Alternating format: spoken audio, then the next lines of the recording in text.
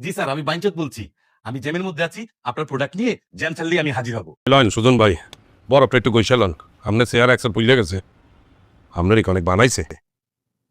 তোরে পাঠাইলাম ডেলিভারি দিতে, তুই কাস্টমারের লগে গ্যাঞ্জাম কইরা মাইর খায়া তারপরে আইসস। তুই আমার বালের চাকরি করবি। সরি ভাই, ভুল হয়ে গেছে। আমার কি দোষ কন? আমি বাসের মধ্যে জ্যামে বয়ে রইছি, আপনার কাস্টমার বারবার ফোন দিয়ে কইতাছে, এই বাইনচোদ তুই কত দূর, তোর কতক্ষণ লাগবো? পরে আমি হের বাসা গিয়ে হের প্রোডাক্টটা বুঝা দিছি, আমার কলার ধরে বইছি, আমিও নাক পাশা দিছি একটা ঘুষা। থাক সুজন ভাই, বাদ দেন, বুঝলে যান। দাদু, আপনি তারা মাফ করে দেন। আপনার কাজ করতে গিয়ে তো সে মাইর খাইছে। হ্যাঁ, এখন তো কিছু করার নাই।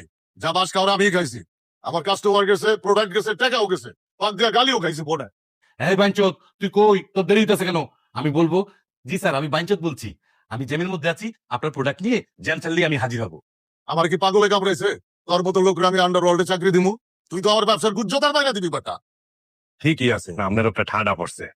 আপনার টাকাও গেছে, মালও গেছে, আবার গালিও খাইতে আছেন। এই, তুই বাইরা আমার রুমের থেকে, বাইরা যা। আমার যে কি ভালো লাগতে আছে। এই,